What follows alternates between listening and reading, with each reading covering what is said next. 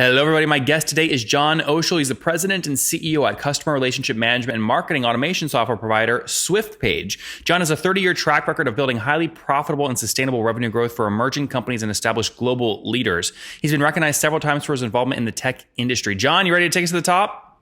I'm ready, man. All right. So for people that didn't hear our last interview, which was back in, I think, in October last year, so about, call it 9 months ago, remind everyone what swiftpage does. Yeah, so we provide, like you said, sales and marketing software for the SMB industry. Most people will know us because we own the Act product. It's been around for quite some time, and we acquired that brand back in March of 2013. And have just taken it to the next level and having a blast doing it. That's good. And yeah, when you were on almost a year ago now at this point, you had articulated you guys had passed about 84,000 small business customers, and each one is paying on average, I think you said about $90 a month. So doing about 7.5 million per month, or you had just broken, I think, 80 or 90 million in ARR at that point. Give us an update where you're at today. How many customers are you working with? Yeah, we've got about 89,000 customers, about a little over 300,000. Getting into that 325,000 users on a worldwide basis. We are in over 100 countries. 6 countries are the big ones for us, obviously. But, outside of U.S., Canada, UK, France, Germany, and Australia, everything else is pretty small. That's great. Yeah, we're doing good. We just did an acquisition in the fall. You probably saw that. Tell everyone about that. Yeah. So we acquired a company called Kuvana, which was a marketing automation platform. And it was just, the next step in our long-term strategy. And I would like to, we'll talk about that today and how we're going to conquer the world for the SMB.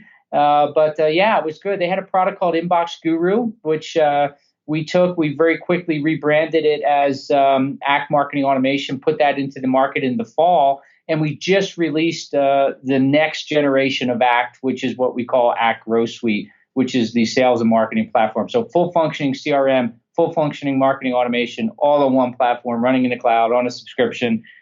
Best thing since sliced bread. Have you, with this acquisition and the new product lines, I mean, one of your number one levers is to increase ACV across the customer base you already have because you have so many customers. Have you been able to drive ACV above $90? That's what it was about a year ago.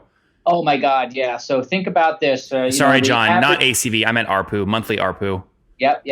So think about this. Back in when we were just CRM with the Act Premium Cloud platform, we were selling that for $35 a user, right? And our average seat deal was about three seats, is where you get the $92 to $105 a month.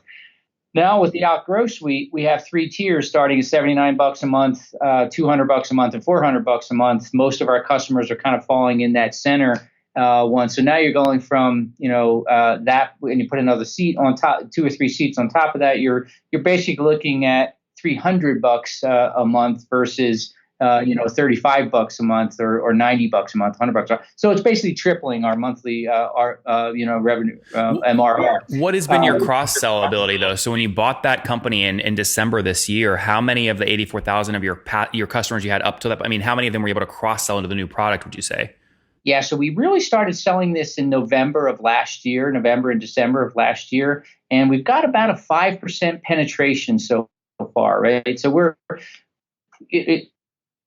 I think you do a 50% penetration into our base, we double our revenue, right? So it's a pretty interesting and fun way to go. So we're having a blast, but it's really also allowing us to grow our base too. So net new, but really when you look at marketing automation and the Growth Suite, it's probably going to be about 70%. We'll be able to attach 70% of the sales will go into the base, and about 30% will be net new. So that's what we're kind of looking at for 2019. And we're kind of, right around, hovering in those percentages right now. So why is so I just had Girish on, who's running Freshworks, and I asked him the same question. His ability to cross sell. He has a very similar profile to you in terms of ACV, ARPU, customer count, target, and it was 5% for him as well. He has 9 product lines, and I said, "What percent of your customers use more than one line?" He said, "Nathan, we're struggling here. Only 5%. We've been able to kind of product market into other things. Why is 5% the number? Like, what makes this so difficult?" Yeah, that's a good question. But, so I don't know too much about what they're doing at Freshworks, but I can tell you what we're doing here is, and it's really about, changing the mindset, right? So you've got this customer base that we have a very loyal customer base that has been using CRM, and they look at you as a CRM player. And then all of a sudden you say, oh, we've got this marketing automation, we've got this growth suite or whatever. And they're just like, yeah, I hear you, but you're going to have to prove it to me, right? So, we started back last fall with just a series of educational, whether it's digital education, and then we've set up a bunch of webinars or whatever. And it takes time. And for us, we're looking at if we can get to 5 to 7% in the first year that we own this, we'd be pretty excited about that. And so, it's going to take some time. The other thing for us, too, is that we have a channel, a very, very large VAR channel. They're called ACCs. We branded them as ACT certified consultants. And it's retraining the channel and how to sell a different product and not just CRM, but now marketing automation on top of that. And so as that starts coming around, you're starting to see the pickup as well. So, John, how many are on that? How many partners are on that program? We have about 500 around the world. No kickbacks there? Do you pay them an affiliate fee for referrals? No. So they get paid commission on the sale of the software, and then they make all their money also on services that they provide the customer. Yeah. I'm just curious. I mean, are you HubSpot didn't invent this model, but obviously they're a good example of it. You got a sense that this model would work for you as well? What's that? I'm sorry? I said you had a sense early that this same kind of value-added reseller model would work for you as well? Absolutely, yeah. It was interesting when we acquired the ACT brand in March of 2013. The channel came with it, and so that was new to us back then. We were just this little swiftpage company, but I would say that we would not do this again without a channel. Let's put it that way. That's interesting. Okay, and then last time you were on, you had articulated you're doing about 7.2 a month. What have you scaled that to? Yeah, I can't give you the. You always ask me to give you the numbers for a privately held company. I can't give you that, but we're hovering about where we were. We're continuing to grow. We will do.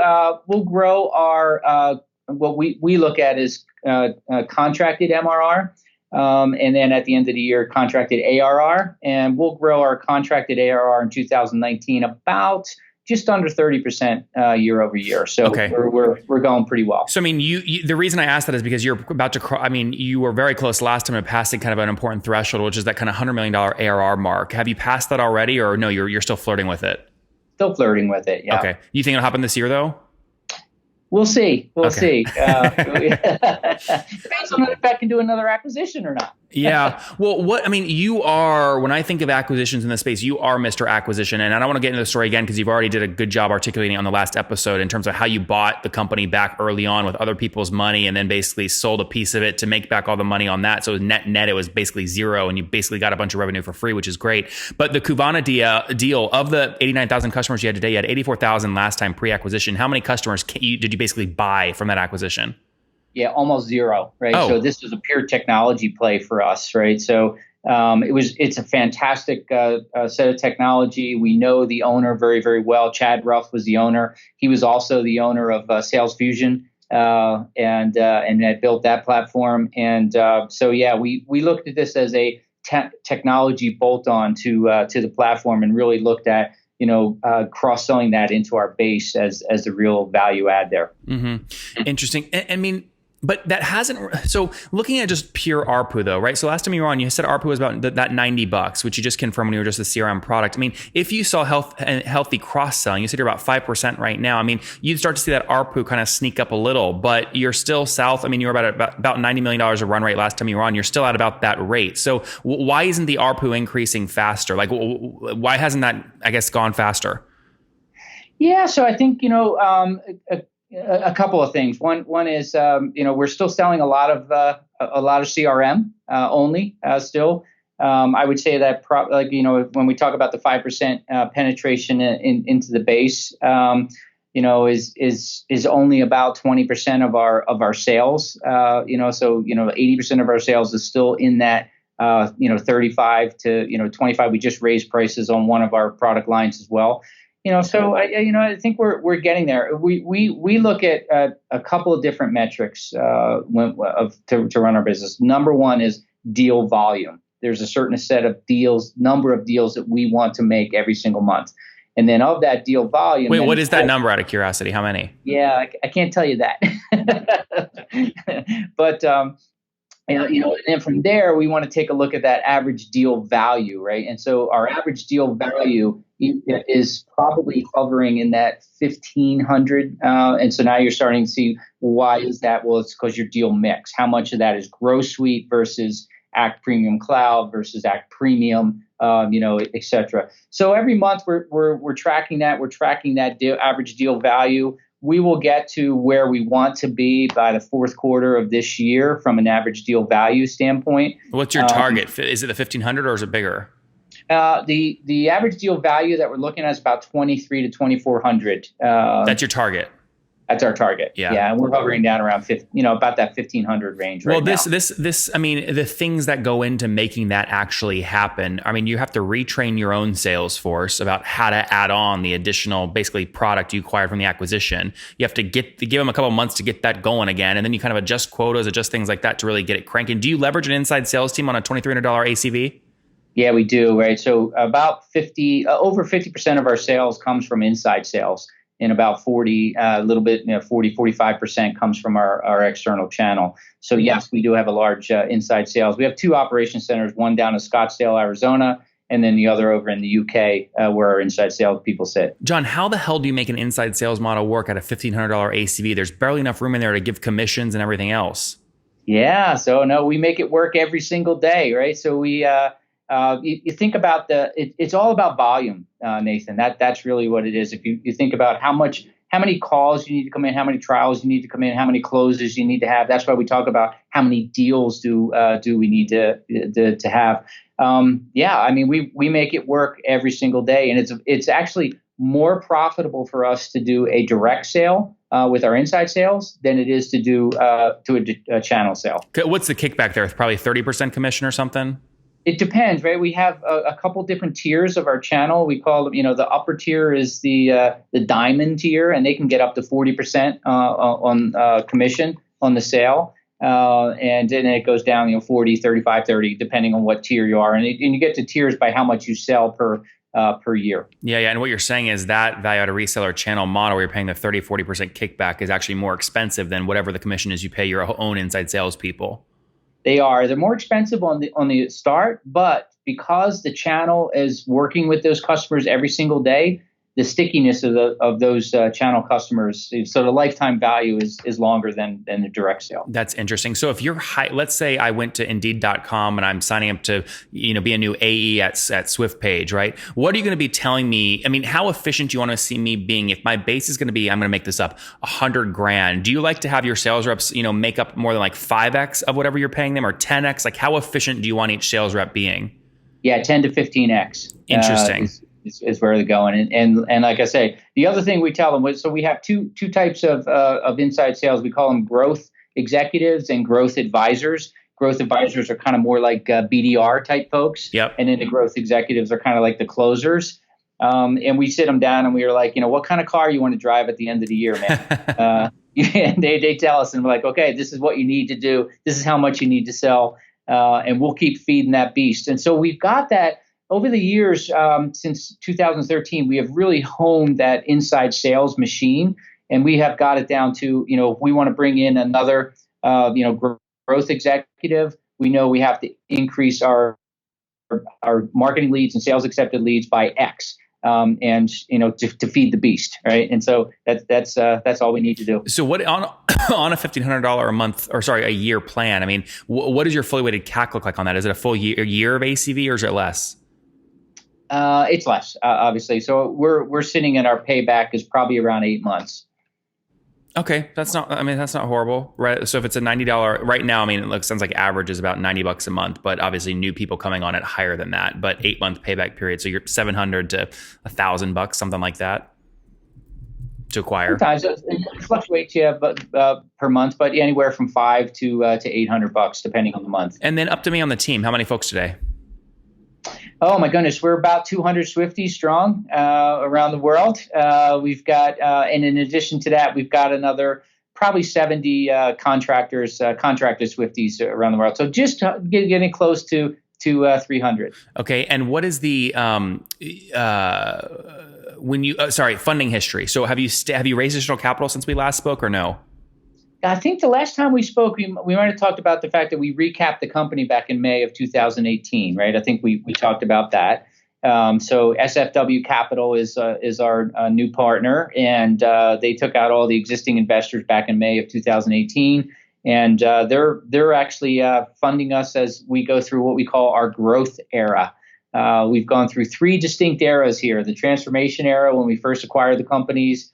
And then once we transformed the company, then we went through the conversion era with converting everybody from license and maintenance over to the cloud and subscription. And now we're into the growth era, which is about acquisitions and geographic expansion. Mm-hmm. But I mean, it sounds like though over the past 9 to 10 months, you've basically been about flat. Last time I came on, you were 90 million ARR. You haven't passed 100 million yet. So is there just? I mean, are you going to see accelerated growth in the second half of 2019? You think?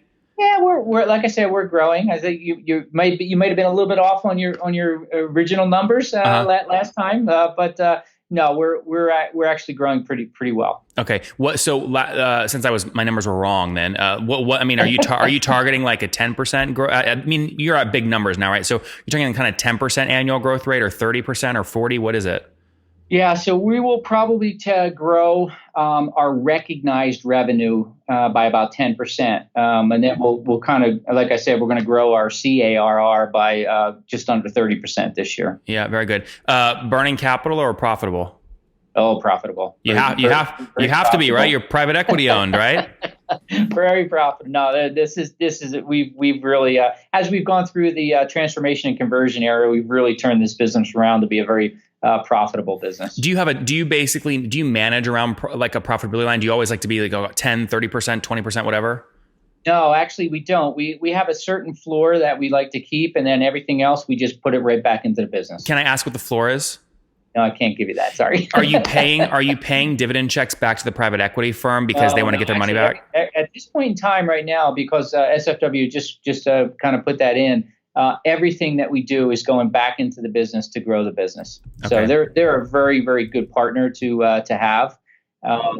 Pretty exciting. So you're operating then at break even. I mean, you do have profit, but you're basically taking all that cash and putting it back into R&D. Yeah, no, we probably operate at about a 10 to 12% EBITDA margin. Okay, fair enough. And then everything above that we put back into the business. Got it. Very good. All right, let's wrap up, John, with the famous 5. Number 1, what's your favorite business book? Oh my goodness, I just started Zucked. and then I think after that I'm going to read this one. Man, it's by this really cool dude. It's like, how to be capitalist without capital. I haven't read yours yet. But I think that's the next one on my list, man. Very good. Well, you have to tell me what you think. Number 2, is there a CEO you're following or studying right now? One of the things, and I think we've talked about this in the past, I continuously work with my mentor, Jerry Stead, who is my CEO and chairman when I was back at IHS. And he's a guy that I continue to follow. He's well into his 70s, and he's still going strong. He's running another company, and he's just a great guy. Number 3, what's your favorite online tool for building your business besides your own?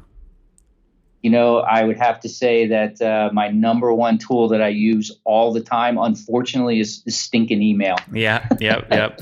And John, number 4, how many hours of sleep you get every night? I hover around 6 to 7 hours of sleep. Okay, and situation, married, single, kids? I am married, have 4 kids and 3 grandkids. Amazing. Okay, and how old are you? 57. I'll be 57 next month. 57 years young. Last question. What do you wish your 20-year-old self knew? I think I would say, take more risks and go to smaller businesses and stay away from those big, large corporations that I was in the early part of my career. Guys, swiftpage serving 89,000 SMB customers, paying on average, call it $80-$90 a month. Past, call it $80 million in ARR with eyes at 100. Operating the business at, call it 10 to 12% EBITDA margins. They are owned by private equity firm SFW, but John says they are giving him plenty of freedom to do what he wants. They just did a big acquisition in December, now retooling their sales organization to increase their average deal sizes from, call it $1,500 ACVs up to $2,300, $2,400 ACVs. Obviously a volume play to make that sale profitable. John, thank you so much for taking us to the top. Nathan, thanks so much.